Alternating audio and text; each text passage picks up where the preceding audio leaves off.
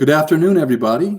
I guess I should say good afternoon and good evening and good morning, as I understand we are being joined by participants from all over the globe, which is something that really pleases my colleagues and me.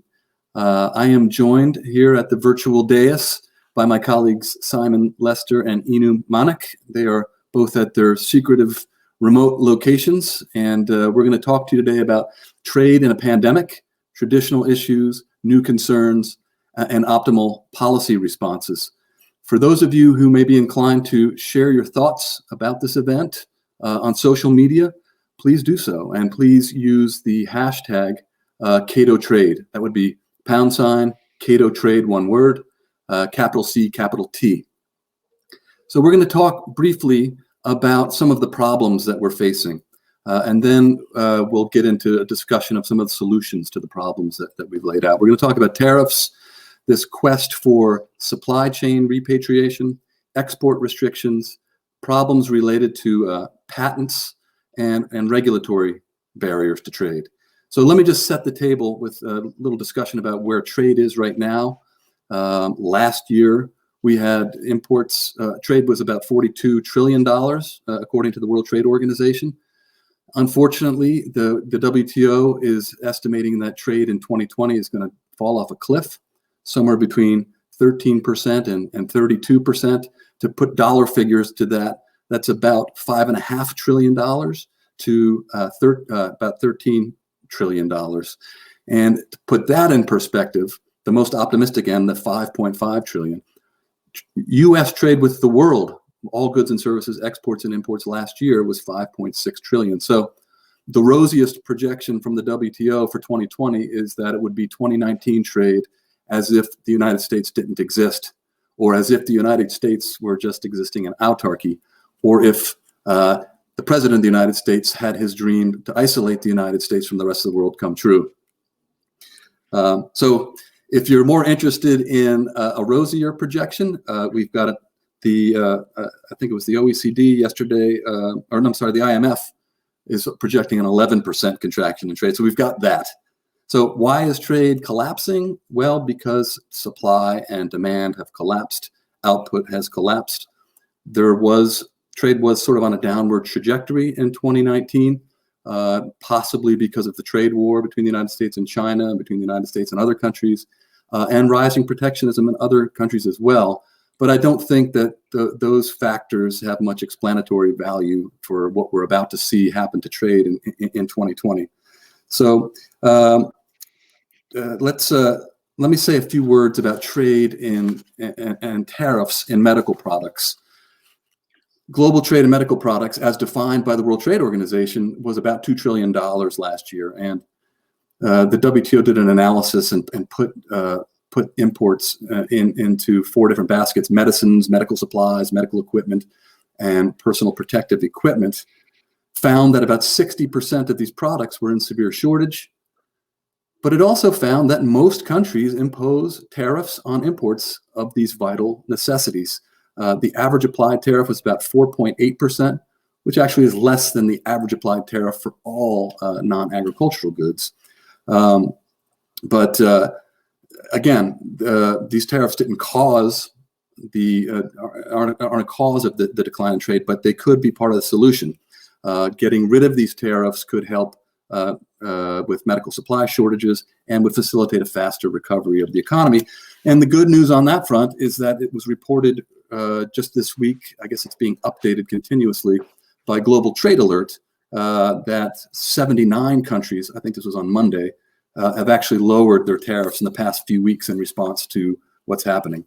The United States is not one of those countries, however, that is lifting tariffs. Our tariffs are not particularly high on medical products. In fact, they're under 1%. And the reason that they're not even closer to zero is because of tariffs that we're applying on China as part of this Section 301 trade war. Tariffs on China came to about 6.9%. And getting rid of those tariffs will help too.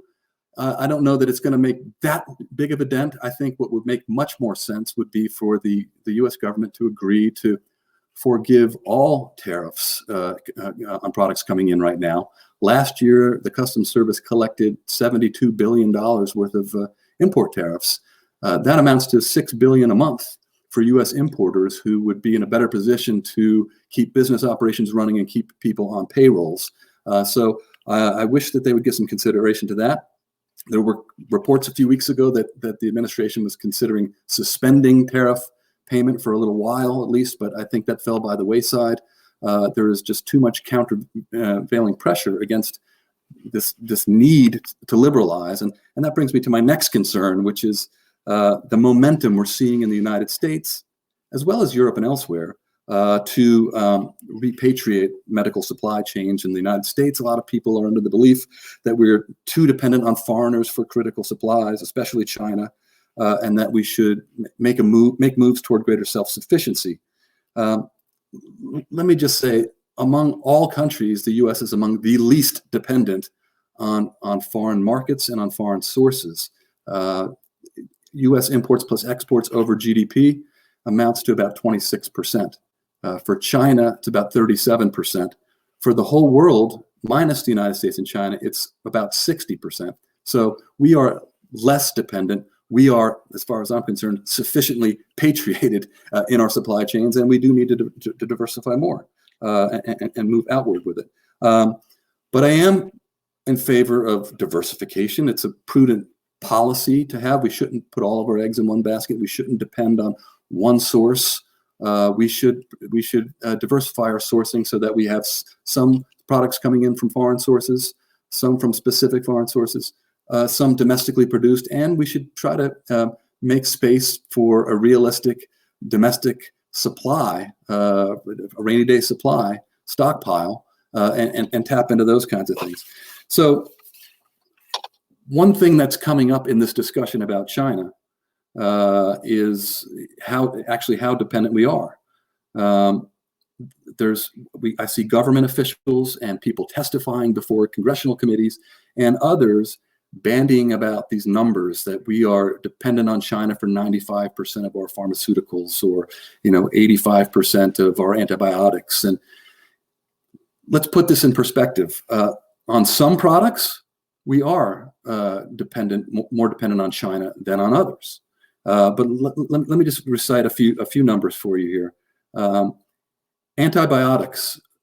U.S. imports of antibiotics from China account for 38% of our imports of China.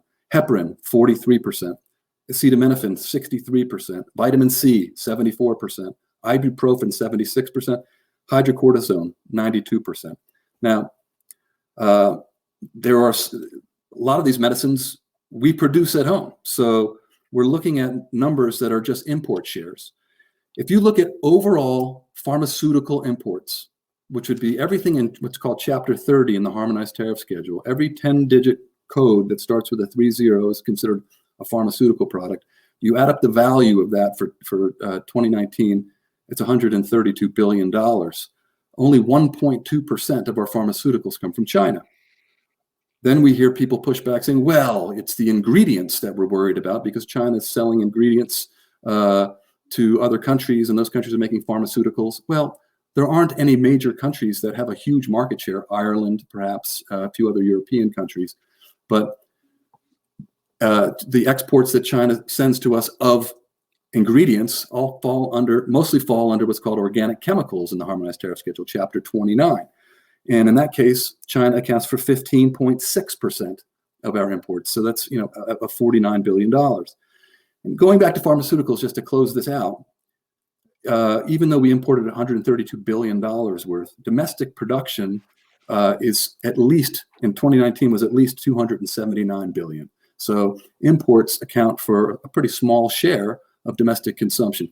So I'm all for figuring out the best way to do this and identifying areas where we may be vulnerable. Certainly, people are aware of vulnerabilities, particularly becoming reliant on the whims of autocratic governments could be problematic. I mean, after all, a lot of countries around the world are feeling the pain from President Trump's decision to restrict exports of PPE just last week. But if we're going to make these decisions, make these and have and figure out what makes sense, we need to rely on the same data. There are a lot of different data going around, a lot of different misinterpretations of the data. So I would just recommend, there have been several reports that have come out. I would recommend that when you see a report and it calls something medical supply imports, see what it covers and what it doesn't cover. Make sure that there's a footnote in there that explains the methodology that was used, because it makes a big difference. Anyway, I'll turn it over to Simon to talk about, I think he's going to talk about export controls, export restrictions right off the bat. So thanks a lot, Simon. Thank you, Dan. Yeah, so I'm going to start off with export restrictions, sort of carries over nicely, I think, from what you were talking about, and then I'm going to move on to a topic that I don't know where it fits, but I'll try to jam it in there anyway. So in the normal trade debate, we at Cato, I think, get a little frustrated because everyone looks at, or not everyone, but many people in the establishment, economic nationalists, look at imports as bad and exports as good. And the focus, the emphasis is always on, well, how do we increase exports? That's going to make us better off. And we try to push back against that and say, no, you know what, actually imports are good. That's really one of the primary benefits of trade, is the imports we get to consume. This pandemic has turned the debate on its head, and suddenly, as you mentioned, many countries, although not necessarily the United States, are lowering tariffs on imports so that they can get more of the medical supplies that they need. But at the same time, they're restricting exports because they're concerned about losing control over vital medical supplies, or even food in some cases. And so, when I first blogged about this a couple weeks ago, the data showed that there were about 54 countries who had restricted exports, and I think as of yesterday, we're over 70, maybe around 75 countries have imposed some sort of export control. The quantity of countries is interesting, but to me, the quality here is a little more important. What exactly are you talking about when you're talking about an export control? Is it a ban on all exports? Is it a mild restriction? Or is it more just monitoring, just trying to keep track of where all the products are? Are they in your country? Are they being sent somewhere else? And to me, that matters a lot. So what I'm going to do now is just talk briefly about sort of the big three players here. So we got 75 countries, can't go through them all. The EU, China, and the US to see what they've been doing. And so this is sort of our explanation of the problem. And then later we'll get into some solutions how to deal with this. So starting off with the EU, they went first here with announcing they were going to have some sort of export control. And they took a lot of criticism for it. The EU has been holding itself out as a defender of the global trading system, and people were saying, look, the reality here doesn't match your open free trade rhetoric. Here you are imposing these export controls. And I think that the European Commission officials sort of took that to heart and said, all right, we need to clarify what we're doing. So just yesterday they put out a new draft regulation that seems to narrow the scope of their export restrictions. It's restricted to only to masks, as opposed to all PPE, personal protective equipment. And they're going to inject some new transparency into it. So that's good. And they say, look, this is really just about monitoring and the proper allocation of these products around the world. So that's certainly good to hear. I felt that was a bit reassuring. One of the issues with the EU, though, is the EU is a complicated entity. A lot of the control is still with the member states. So this isn't so much the EU doing things as sort of guiding how the member states act and monitoring what they're doing. So what we're going to have to do, I think, is watch carefully how this is implemented by the member states. The next big player here is China. China's gone through sort of different waves of this whole crisis. They were the first to get hit, and at that time they were buying up all the medical supplies they could. They have sort of passed through the worst stages, and now they're out there shipping some of their PPEs, medical supplies abroad, and they are, I think, trying to use that to sort of help their reputation.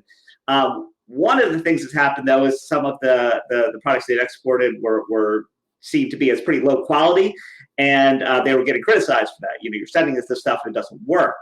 And so what they did to deal with that is put some conditions on Chinese companies who export these products, that make sure these products have to be certified, they meet international standards, that they're approved domestically. That is probably for the best, but there have been concerns that this is actually China's way of imposing something like an export ban, or at least a strong restriction. Over the coming weeks, I think we'll get a better sense of what this really is, what this means, how restrictive it actually looks in practice. And then finally, that takes us to the United States. The U.S. was a little late to the party here in terms of export restrictions, but they're coming on strong. There was some reports of badgering by the Trump administration of the company 3M, trying to prevent some of their exports to Canada and Latin America. And it looks like 3M was able to push back against that and say, look, we've got to be able to get these products to our customers who need them. What we've seen since then, though, is a new U.S. regulation, a temporary final rule is how it's described, basically under which Customs and Border Protection will detain shipments of PPEs, and FEMA, the Federal Emergency Management Agency, will then make a decision about whether they can be exported or whether we need them here.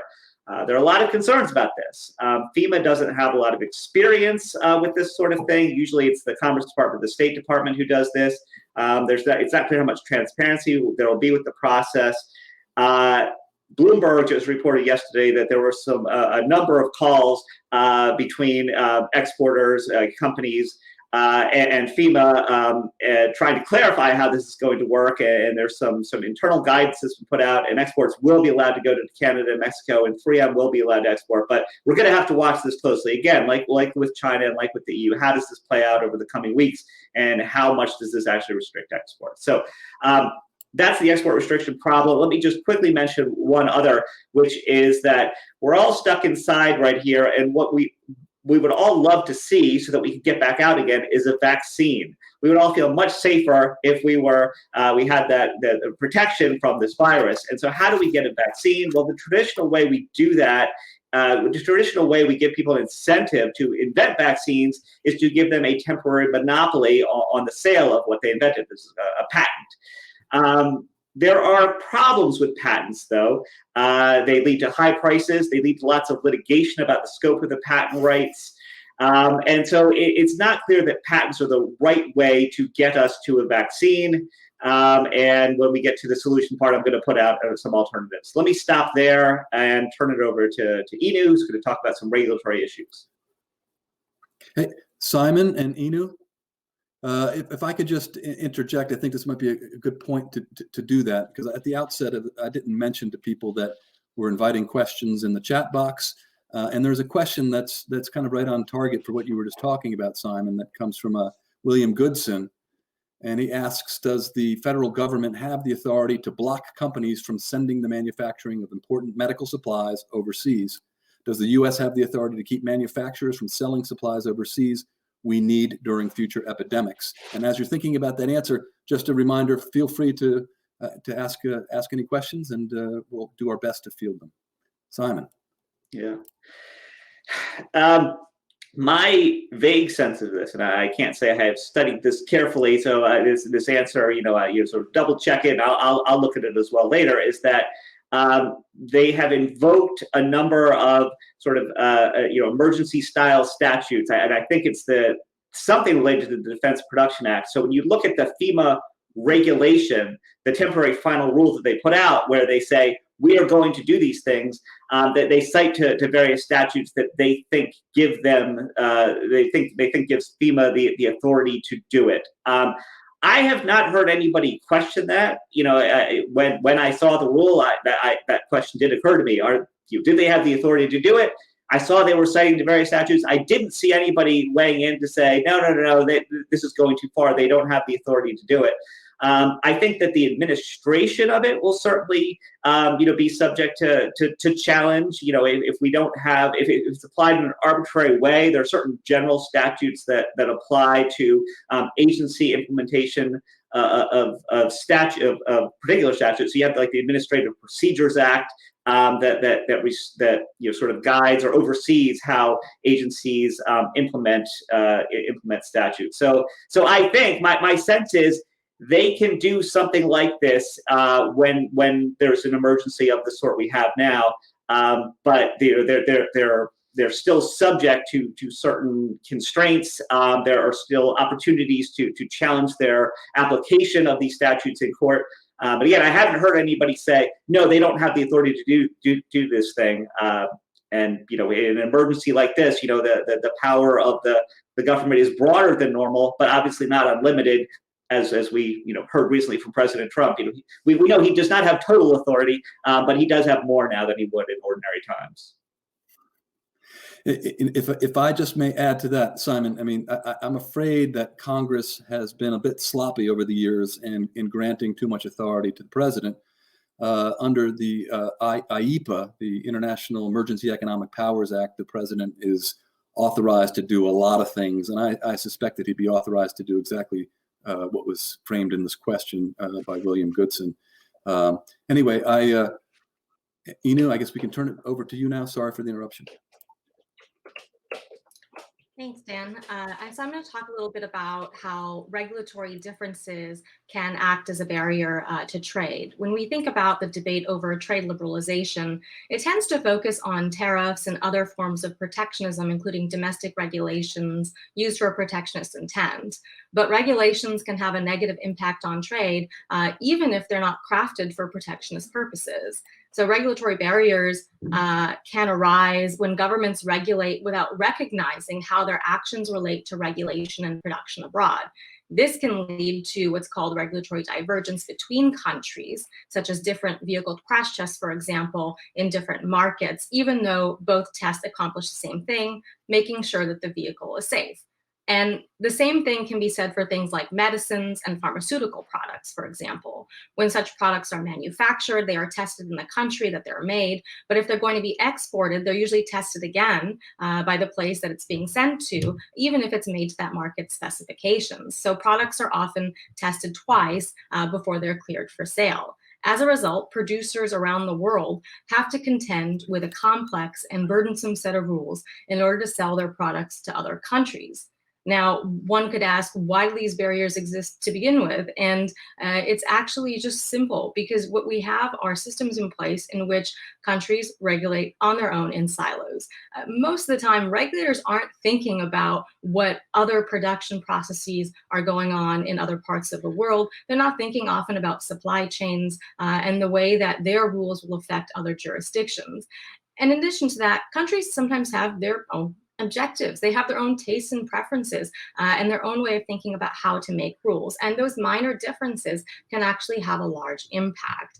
So for example, one of the most famous regulatory disputes, a 1979 European Court of Justice case between France and Germany called the Cassis de Dijon decision, was a really interesting example of differences in preferences. France at this time wanted to sell its liqueur, Cassis de Dijon, to Germany.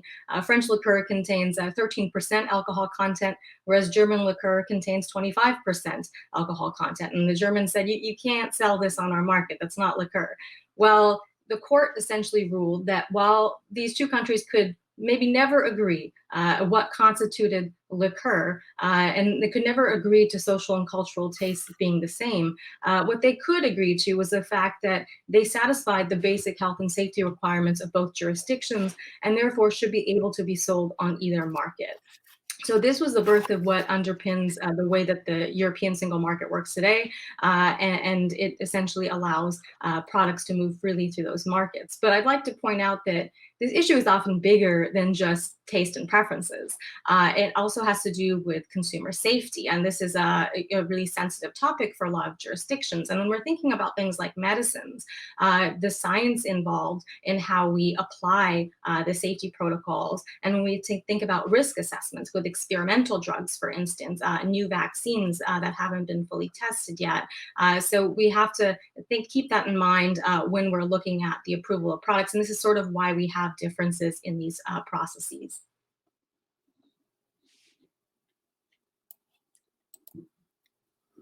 Inu, do you want to get into maybe a discussion of the solution there, or Simon, did you want to talk about a different problem first? I think all the problems are I think we've put all our problems out there. Maybe it's just time to get to the solutions. Whoever wants to go first is fine. Well, you know, I'm Sure, going through some I of these can jump questions in. here. Go ahead, Ina.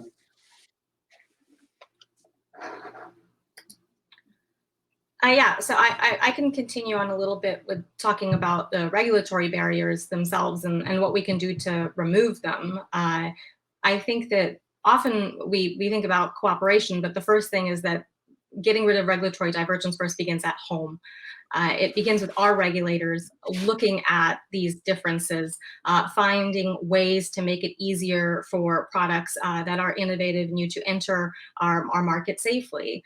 So for example, if a small business in Canada or South Korea develops a COVID-19 test kit that's much more efficient than what we have, than the FDA approved kit, that should be allowed into our market. And we should have a way to expedite its entry into our market as quickly as possible. Now, historically, we don't really take these efforts on our own. We tend to engage in cooperative efforts where we can with other countries. And there's usually three main mechanisms by which we do that. The first would be to harmonize. So we take the same regulatory approach. That's quite difficult to do, as the European case showed with the Cassis case, that we don't really agree. We have a lot of different tastes, and that variety is good, and we should be allowed to maintain that variety. But this is why we have other approaches, such as mutual recognition, where countries essentially make an agreement that certain domestic authorities can conduct the tests at home to make sure that it meets the requirements of the country that it's sending it to. Now, this requires an agreement on which authorities can do those tests, and this can take a very long time to negotiate. There's another type of agreement, which is called an equivalence agreement, or a mutual recognition of equivalence, which is essentially an agreement between countries that acknowledges that their regulatory systems achieve the same objectives and operate with similar standards, and therefore a product that meets the requirements of their country can be sold in the other country as well. So organic produce is an example here, because there's a lot of similar rules with organics across many jurisdictions. And in fact, the United States and the EU have an equivalence agreement on organic produce that's been in effect for several years now, that allows a USDA organic logo to be sold in the European market. Now, a more relevant example to what's happening today is a mutual recognition agreement that the European Union and the United States completed actually last year on pharmaceutical products. This was considered a very big achievement. It took many, many years to negotiate. It first was signed in 1998, if you can believe it, and then talks picked up not until 2014, though, in earnest. And in 2017, we really actually had some implementation of that agreement. And it was considered a big achievement because essentially allows EU and US inspection regimes to rely on each other for human medicines in their own territories. And so you avoid the duplicative tests. And this makes kind of sense when you think about it, because drug manufacturing is globalized as a process. We should be able to find ways to accept the safety tests of trusted markets. And since inspections can cost upwards of hundreds of thousands of dollars for individual companies and for governments doing inspections as well, this could be significant cost savings. And in fact, the European Union estimated that in 2019, with the implementation of this agreement, 100 inspections alone were waived. So one thing to keep in mind, though, is that this was a limited agreement. It's a pharmaceutical products, it's certain pharmaceutical products. It excludes things like vaccines, like plasma-derived products, and these are things that are pertinent now in our minds. So I think that the two parties should ramp up efforts to add these items to the list of accepted products as quickly as possible. But in addition to this, in 2018, the United States and EU started bilateral talks, and part of that was on a new agreement on medical devices. And I would say the urgency to make progress on this is clear at this time. And this is a good opportunity for us to work together to liberalize trade in this sector too, as US sales of medical devices make up 43% of the world market, and EU sales make up 29%. So it would be a significant liberalization effort. But I do want to emphasize that we don't even need to focus on negotiating an agreement at all if we don't want to. In times of crisis, it's very difficult to sit down and negotiate recognition agreements because it can take a very long time.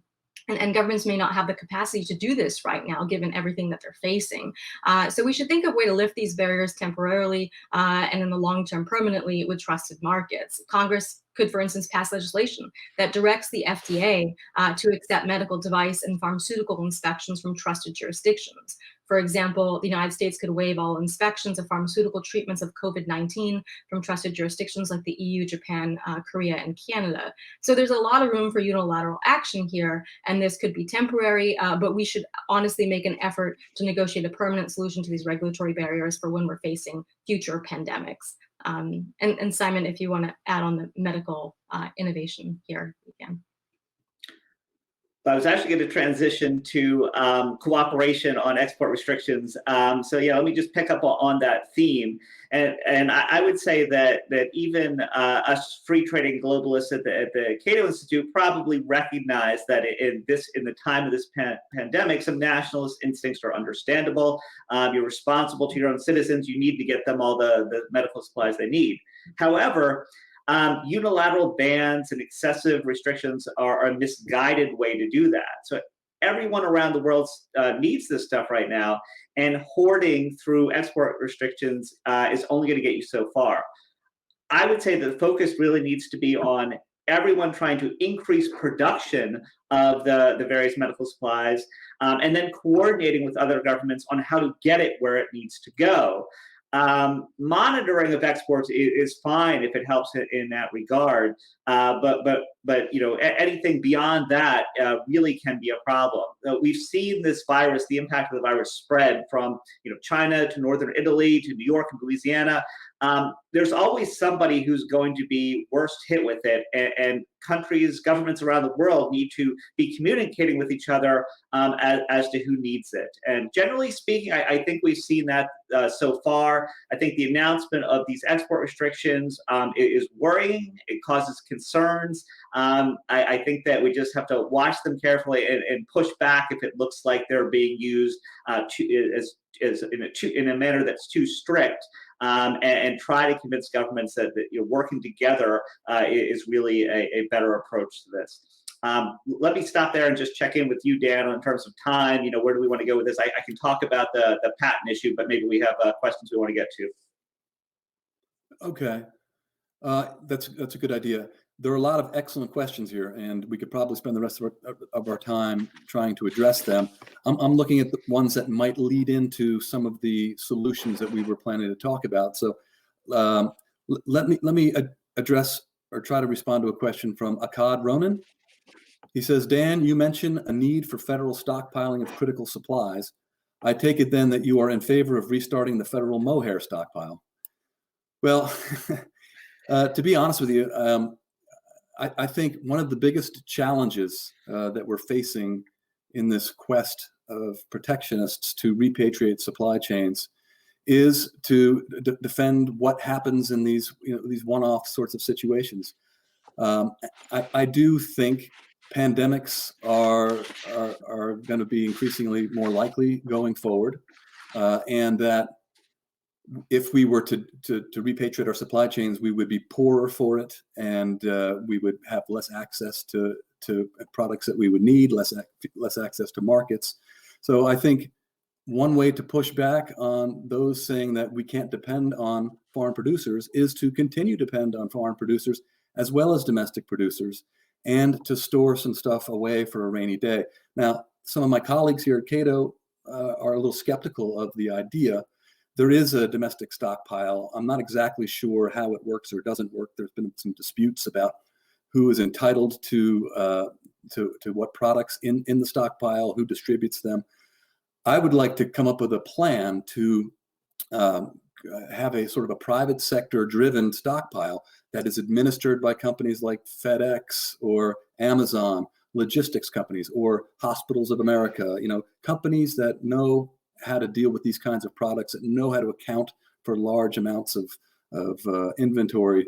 And then the states would be sort of the customers when we come to a time of need. Ideally, we wouldn't need to do that, but if it could be incentivized and businesses would participate in it without being coerced, it might be serve as a double whammy in the sense that it would help in the argument to push back against these nationalist inclinations. There were a lot of excellent questions here. One of which I wanted to flag for either of you. Simon, where did it go? I should have done a better job of flagging this. Let's see. Actually, Simon, why don't you move into what you were going to talk about while I find the question that I wanted to ask.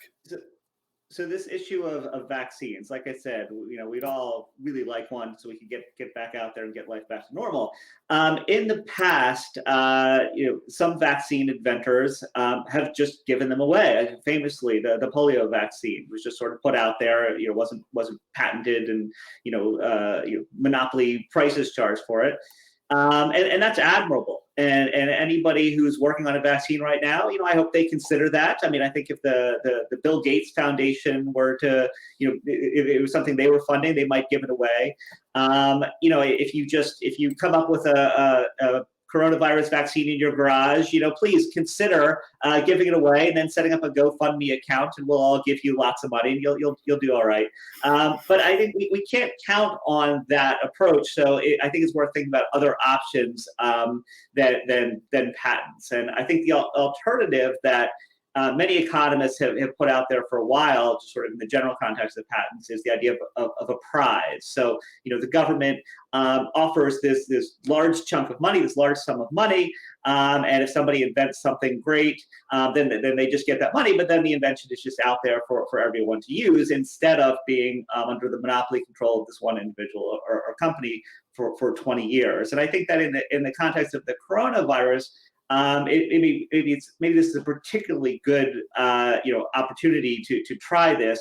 From what I know about vaccines, pharmaceutical companies, it's not the most exciting or most profitable drug for them. They make more out of sort of chronic disease drugs where they can just keep feeding them to people for years and years. So maybe we don't have the sufficient incentive in general for vaccines, although hopefully everybody is feeling the incentive right now for this one. So I think what you can imagine is that we calculate what do we expect the inventor of a coronavirus vaccine to get over the useful life of the patent. Let's take some portion of that expected profit. So half of it, all of it, double, whatever the big chunk of money is, and then sort of put it out there and say, all right, anybody who comes up with a coronavirus vaccine, you're going to get this money. And we don't have to stop at just one. There may be, maybe the first one comes along, but then somebody comes along with a better one. So anybody who comes up with some effective coronavirus vaccine gets a big chunk of money. Look, we're spending trillions of dollars right now. I'd be perfectly happy to spend $1 billion or $2 or $3 or $5 on somebody coming up with a coronavirus vaccine. Let me qualify all this by saying, look, I'm not the world's leading patent expert or vaccine expert, and there are a lot of details here to work out. I understand that. But I have looked closely enough at the patent system and to get a sense that there are big problems there as well.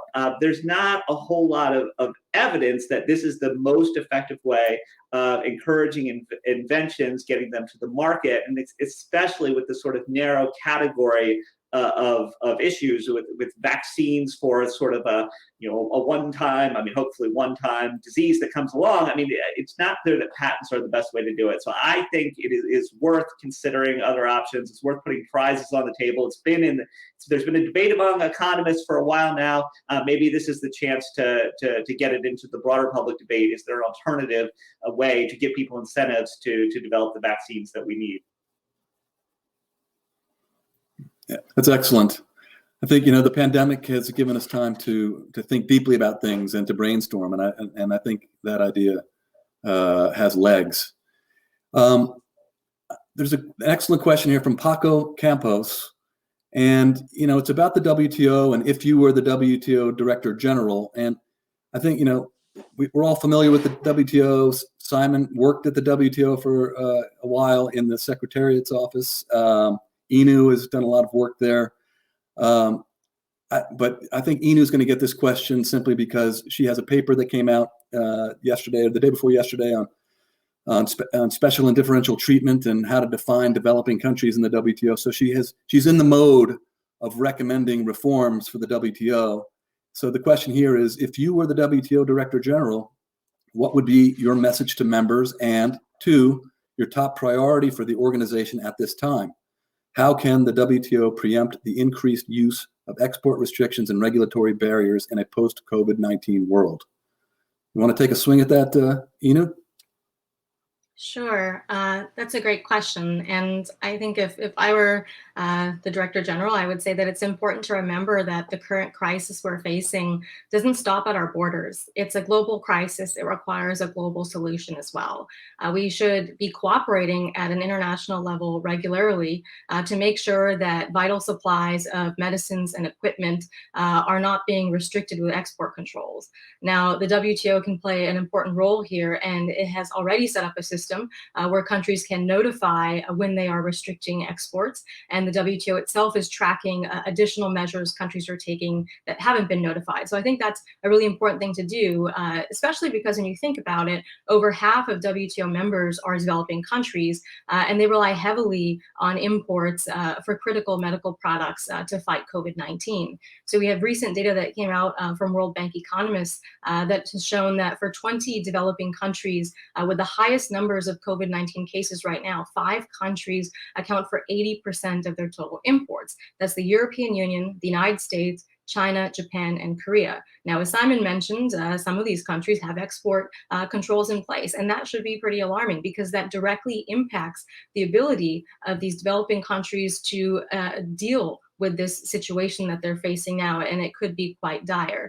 So we need to see what countries are doing to apply export restrictions, what kind of restrictions they're applying, how big they are, how targeted they are, and apply concerted efforts to get them to lift these restrictions. And I think the WTO as an organization can act as a way to peer pressure countries and to show them, hey, you have to lead by example and make sure that you're not harming others in your attempt to essentially hoard a lot of these supplies. But I think there's another aspect of which the WTO can help when there are shortages, right? So you can have a notification system in place where countries could notify the WTO when they need certain equipment or certain supplies and can't get them. So the WTO already has a good online system for where countries can notify things, and we can create one for something like this as well.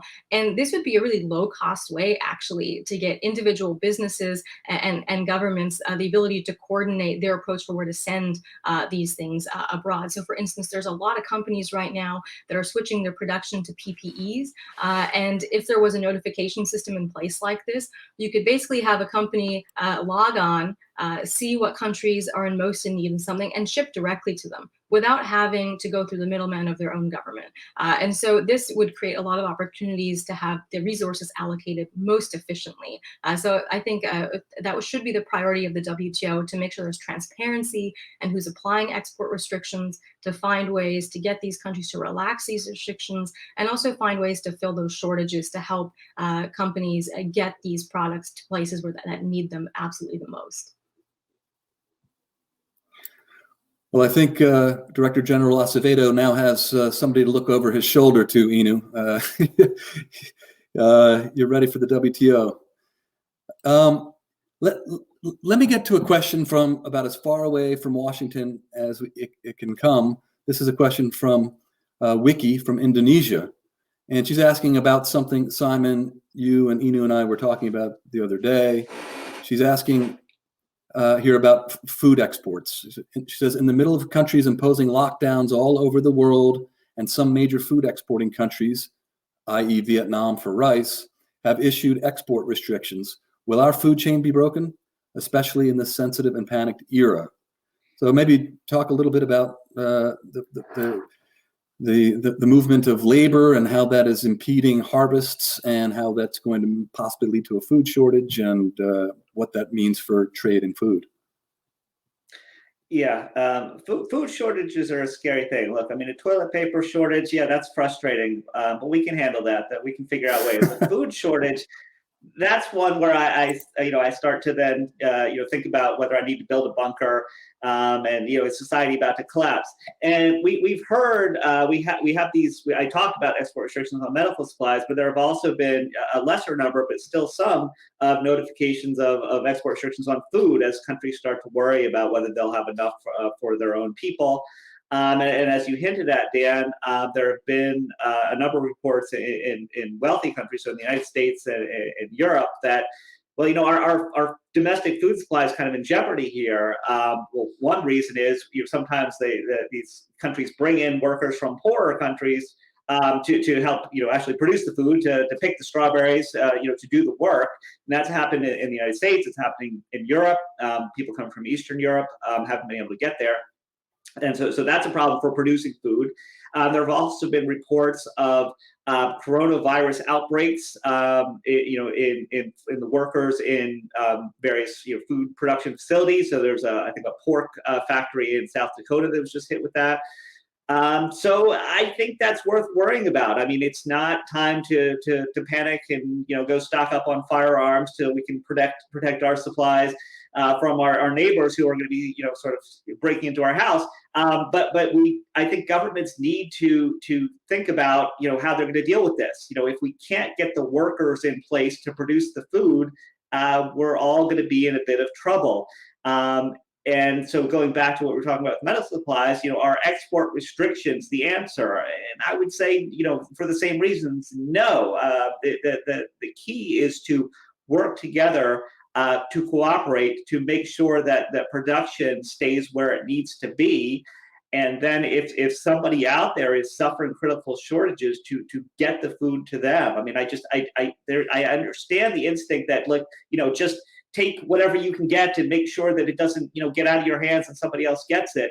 But I think on balance, we're going to be better off if we work together to identify, who's really needs things the most and who needs help. Because someday it might be us. And if we're not there to help others when they need it, they're not going to be there to help us when we need it. I don't think we know who's going to get hit by this, which countries, which regions of which countries. So this is a real problem that's worth worrying about and dealing with now, so that in a month, I think we learn from the virus itself. Take things seriously as right away. Don't wait a month and see how it's playing out. So don't wait a month to see how the food production problem is playing out. Let's make sure right now that producers in all countries around the world have the workers they need to get the quantities of food produced, and then to get them distributed to the people who need them. Good points, no doubt. Simon, let me keep you on here to go to another question. I think Inu would probably be able to provide some quality response here too. But let me start with you. It's from start with you, Simon. It's from Suyash Verma, and it comes on via Twitter.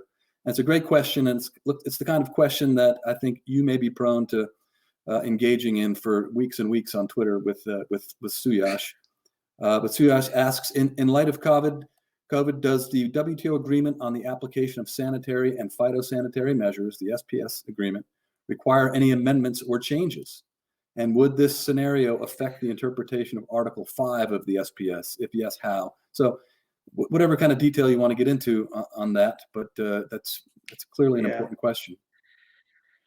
It'll be easy to get bogged down in this issue, and maybe we should stick to a Twitter discussion to really get into the details. I mean, my general take on the SPS agreement is that, yeah, maybe it's not perfectly crafted, and I understand what the drafters were thinking about at the time, but we may want to introduce a little more flexibility into it, and that these requirements that food safety regulations have to be based on science are difficult to enforce.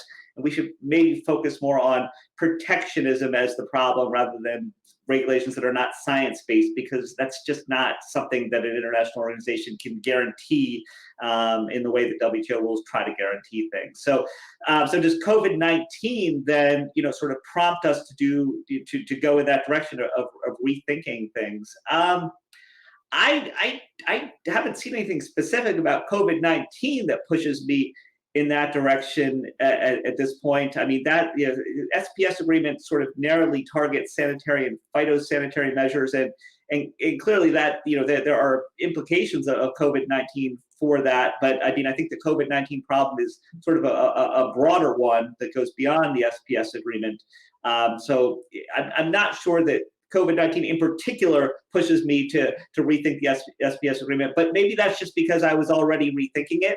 It doesn't really change the way I was rethinking it. Maybe it gives me sort of more, ammunition, more examples to point to say, yeah, I'm not sure that some of these provisions really work. You're just asking too much of governments. These are sort of good guiding principles. Maybe they don't work as obligations that are supposed to be enforced in dispute settlements. So that's my take on it, but I am happy to spend hours on Twitter discussing it further. Well, Inu, if you don't want to follow up with that, I have another question, which is just custom made for you. I think Jerry from Twitter must have read your paper or read your mind, because he asks, should the WTO redefine the definition of what is a developing country and the benefits they are entitled? This will avoid the distortion and abuses of economies like China. I seem to recall you working hard for a long time on a paper that just came out on Monday that answers that question. Yeah, thanks, and great question. It's a timely issue, especially today when we're looking at trying to ramp up negotiations in various areas such as fisheries and e-commerce, and also just dealing with the current crisis itself and thinking about what is a developing country. Now, the WTO does not define what this is. The process by which a country is considered developing in the WTO is by self-declaration. So a country is developing when it says it is, and this has created a problem in negotiations for many years, and this predates Trump, that essentially what you have is a system in place where you have one set of rules for one group of countries, another set of rules for another group of countries. And they're blanket exemptions is how most of it's treated, but there's a lot of variation in how developing countries are treated within WTO in terms of the specific rules. But the big issue is that essentially what we have is this system in which a big country like China is considered developing in sectors where it actually has a large market share. And this is something we need to consider. So when we're looking at negotiations in the future, one of the recommendations we have in our paper is that what we need to do is to think about, sector by sector, product by product. If you are a major market in that sector, you are not a developing country for all intents and purposes. Like at that point, you should not be benefiting from special and differential treatment. I don't think there's a need to give countries a certain categorical naming in this way. So you don't need to say it's a developing country or not. But I think by negotiation, by certain products in certain sectors, you can decide. So it has to be far more data driven in terms of how we do our negotiations at the WTO, and to make sure that countries that are major market movers in certain product categories do lift their weight when it comes to applying the rules, that they are bound by the same high standards as developed countries as well. And I would recommend taking a look at Inu's and Jim Backus's paper on this. It goes into a lot of the details, and I think it's going to probably be before the WTO various committees because it's right on target, that paper. There's a question from Brett Fortnum, which I think I will try to answer. He asks, do you believe the pandemic will lead to more companies diversifying their supply chains out of China? Have Trump administration policies given businesses the certainty they would need to decide to repatriate to the U.S.? Well, look, Brett, I think companies were already diversifying outside of China for several years. There, as wages have risen in China, it's caused recalculations of cost comparisons, and there's been movement to other Southeast Asian countries.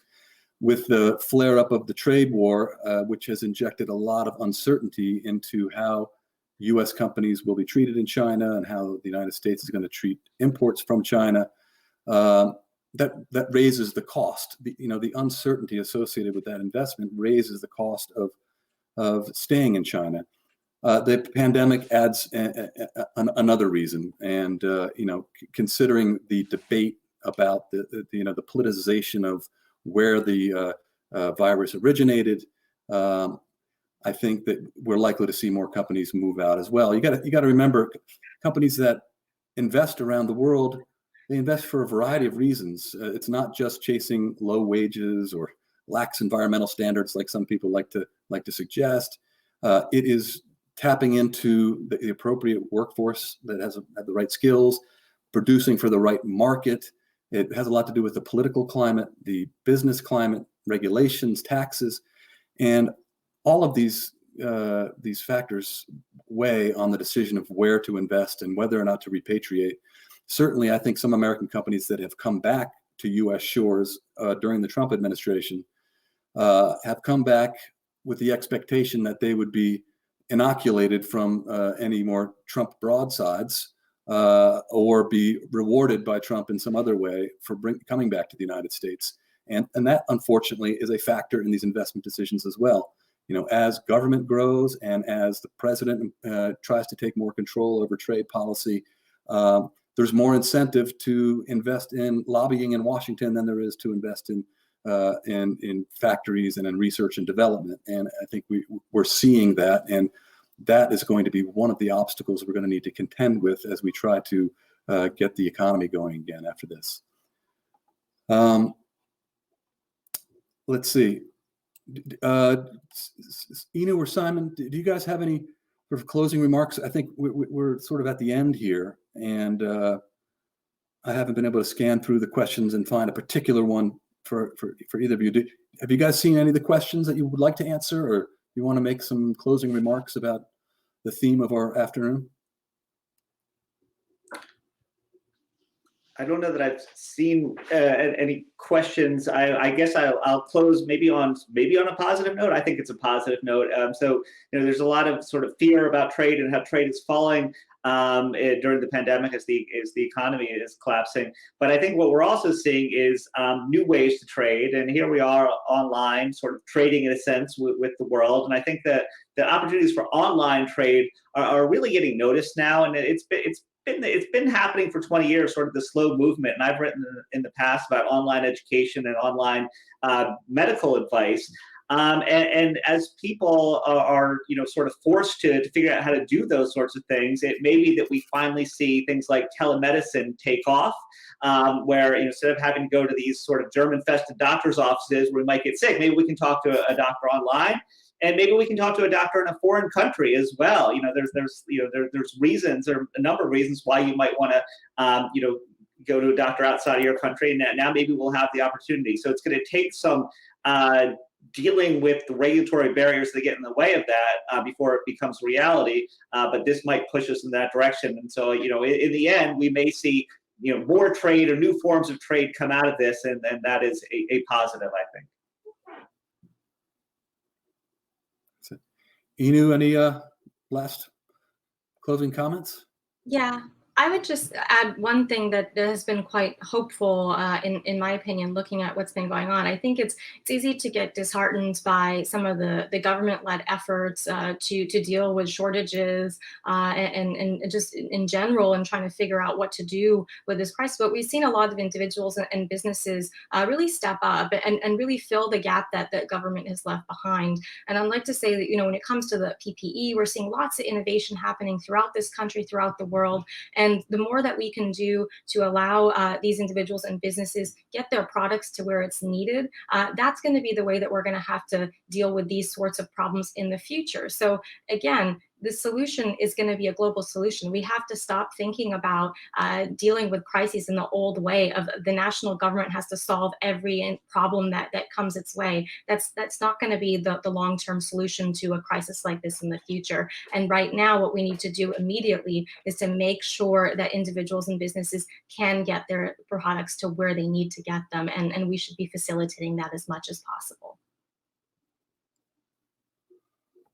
Amen. Well, I think we are going to have to stop here. But before I do that, let me just let you know that thank you very much for the questions. We were unable to get to all of them. I'm going to discuss with the Cato team whether or not we're able to preserve those questions and maybe Simon and Nino and I can do a blog post or something in response to some of the questions that we didn't address here today. This video will be available either later today or tomorrow for your viewing pleasure down the road. And for now, I wish you the best and hope everybody stays safe. And thank you very much for joining us. See you.